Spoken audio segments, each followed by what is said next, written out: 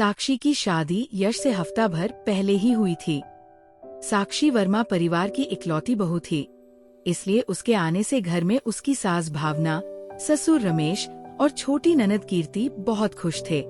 साक्षी की एक बड़ी ननद भी थी, जिसकी शादी 5 साल पहले हो चुकी थी और उसकी एक 4 साल की बेटी थी। शादी के कुछ दिन बाद भैया भाभी अब इस घर में नई नई आई हैं। जब से आई है बेचारी रसोई में लगी रहती है। आज संडे है तो क्यों न हम आज शाम को उन्हें इस किचन से छुट्टी दे दें और कहीं बाहर डिनर पर ले जाएं। ये सुनकर साक्षी खुश हो जाती है और वह भी इसके लिए तैयार हो जाती है। तभी भावना बोलती है, हाँ ये ठीक रहेगा। वैसे भी बड़े दिन हो गए हम सबको एक साथ रेस्टोरेंट गए हुए। यश बेटा, तू बढ़िया सा रेस्टोरेंट बुक कर दे। तब तक मैं तेरी बड़ी बहन नंदिता को भी फोन कर देती हूँ। इसी बहाने वह भी नई भाभी के साथ डिनर कर लेगी।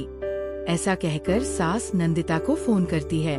नंदिता बेटी, आज हम सब डिनर के लिए बाहर जा रहे हैं नई बहू के साथ। तू भी आ जाना, दामाद जी और रिया को लेकर। वाओ, डिनर पर? हाँ चलो ठीक है, लेकिन मम्मी मैं अपने ससुराल वालों को भी ले आऊं? वो मम्मी पापा जी और भाई की शादी के वक्त चंडीगढ़ गए थे न, मौसी की बेटी की शादी में, तो वो मिल नहीं पाए थे। इसी बहाने फैमिली गेट टुगेदर भी हो जाएगा। अच्छा ठीक है, तू अपने सभी ससुराल वालों को भी लेकर आ जाना।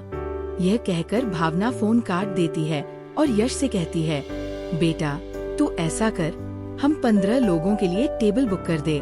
15 लोग? मम्मी? हाँ, नंदिता और उसके ससुराल वाले सभी आ रहे हैं। ठीक है मम्मी, मैं हम सबके लिए मीरा रोड पर बना नया रेस्टोरेंट बुक कर देता हूँ। फिर सभी शाम को तैयार होकर उस रेस्टोरेंट पहुँच जाते हैं, जहाँ नंदिता अपने पति, बेटी, सास ससुर के साथ आती है। पहले सभी अलग अलग स्नैक्स ऑर्डर करते हैं, फिर सभी डिनर करते हैं और डिनर के बाद बारी आती है मीठे की। मैं तो रसमलाई खाऊंगी और मैं गुलाब जामुन, और मेरे लिए यश तू जलेबी मंगवा दे। इस तरह करते करते सभी अपनी फरमाइश बता देते हैं। जब यश के पास बिल आता है तो वो होता है पूरे 2000 रुपए का। अरे बाप रे, इस महीने की आधी तनख्वाह तो डिनर में चली गई। नंदिता के घर वाले नई बहू को गिफ्ट और आशीर्वाद देकर वहाँ से चले जाते हैं। इतने सब लोगों को डिनर पर यूं बुला लेना नई बहू को अजीब तो लगता है, लेकिन वो कुछ कहती नहीं। फिर घर आकर अपने कमरे में, वैसे यश बेकार में इतना खर्चा हो गया। अगर हम 5 ही डिनर पर जाते तो शायद इतना बिल नहीं आता। कोई बात नहीं साक्षी, एक ही बार की तो बात है। इसी बहाने सबने साथ में डिनर तो एंजॉय किया। साक्षी चुप हो जाती है। दरअसल भावना अक्सर ही ऐसा करती। जब उन्हें कहीं जाना होता तो वह अपने रिश्तेदारों को भी फोन करके बुला लेती। एक रोज भावना की एक सहेली वाटर पार्क का वीडियो सोशल मीडिया पर डालती है, जिसे देख भावना अपनी बहू से कहती है, साक्षी देखो मेरी सहेली मंजरी ने ये रील डाली है।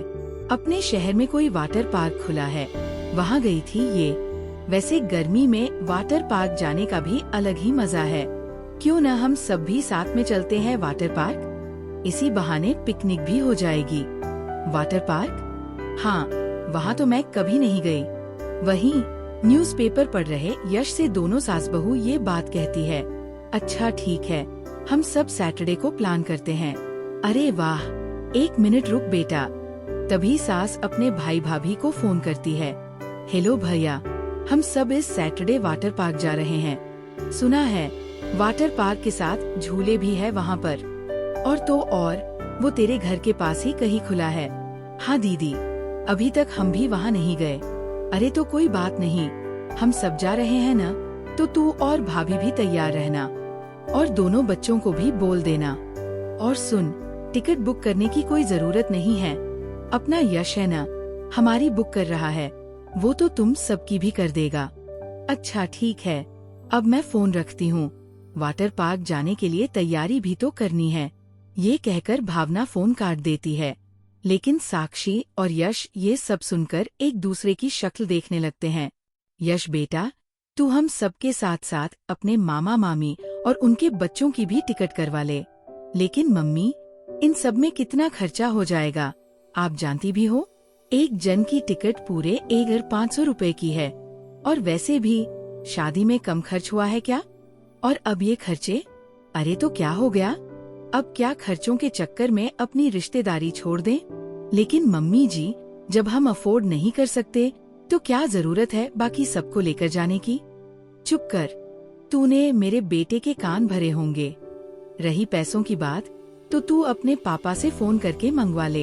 ये सब सुनकर साक्षी हैरान रह जाती है, लेकिन फिर दबी हुई आवाज में हाँ कह देती है और अपने पिता से फोन कर 20,000 अपने अकाउंट में ट्रांसफर करवा लेती है। जिसके बाद वे सभी वाटर पार्क में पिकनिक मनाने चले जाते हैं। अरे वाह, इस खुले आसमान में नहाने का मजा ही कुछ और है। याद है छोटे, हम कैसे बचपन में गांव की नदियों में ऐसे ही डुबकी लगाते थे? हाँ दीदी, और कई बार तो तुम बहते हुए आगे निकल जाते थे और फिर हमें पकड़ कर लाना पड़ता था। साक्षी को अपनी सास की आदत इन 6 महीनों में अच्छे से समझ आ गई थी कि वो जहाँ भी जाती अपने रिश्तेदारों को साथ लेकर जाती। एक रोज साक्षी सब्जी लेने बाजार जाती है, जहाँ उसे उसकी पुरानी सहेली रागिनी मिलती है। कैसी है तू साक्षी? कितने दिनों बाद देख रही हूँ तुझे। मैं ठीक हूँ, लेकिन तू कहाँ गायब थी? अरे यार, तेरे जीजू है ना, उन्हें घूमने का बड़ा शौक है। पहले सुखना लेक, फिर शिमला। सच में मजा आ गया। काश मैं भी जा पाती, लेकिन मेरी सास तो ट्रिप का नाम सुनते ही अपने सब रिश्तेदारों को बुला लेंगी। फिर वो उसे सारी बात बताती है। देख साक्षी, अब अपनी समस्या का समाधान तुझे खुद ही ढूंढना होगा। हिट फॉर टैट की नीति अपनाकर, समझी? अब साक्षी अपनी सास को सबक सिखाने की ठान लेती है। कुछ समय बाद वह मनाली जाने का प्लान बनाती है। फिर उसी शाम डिनर के वक्त, मनाली? हाँ यश, मनाली। मैं जानती हूँ तुम ऑफिस के काम में बिजी रहते हो। डोंट वरी, सारा ट्रिप मैं प्लान कर लूंगी। वाह बहू, तू एक काम कर, 10 कमरे बुक कर देना। 10 कमरे? वो क्यों मम्मी जी? अरे हम सबके लिए, और मेरी बड़ी दीदी, तुम्हारी मौसी सास और उनका परिवार भी जाएगा। अब साक्षी एक रिसोर्ट बुक करती है, जिसमें वो 25 कमरे बुक करती है। ये क्या बहू, तूने 25 कमरे क्यों बुक कर दिए? अब मम्मी जी, मैंने सोचा जब आप अपने सभी रिश्तेदारों को लेकर जा रही हैं, तो मैं भी अपने मायके वालों को बुला लूं। आप ही तो कहती है न कि रिश्तेदारों से मिलजुल कर रहना चाहिए। ये सुनकर भावना हैरान रह जाती है। मनाली में सभी मस्ती करते हैं, लेकिन यश के पास अब लोन के पैसे भी खत्म हो चुके थे और वो और कर्ज लेने की बात करता है, जो भावना सुन लेती है। अब उसे समझ आता है कि वो गलती पर थी।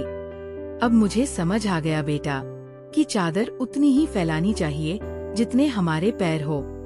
यही तो हम आपको कब से समझाना चाहते थे मम्मी जी। और डोंट वरी, मेरे मायके वालों ने अपना अपना खर्चा खुद दिया है। इस सबक से भावना को सब समझ आ जाता है, और उस दिन के बाद वो कभी भी अपने रिश्तेदारों को बिना सोचे साथ चलने को नहीं कहती। दोस्तों, उम्मीद करती हूँ कहानी पसंद आई होगी। वीडियो को लाइक करें, शेयर करें और आराधना टून्स को सब्सक्राइब करना ना भूलें। अगली कहानी में फिर मिलेंगे, एक नई कहानी, नई सीख और नए जज्बात के साथ। नमस्कार।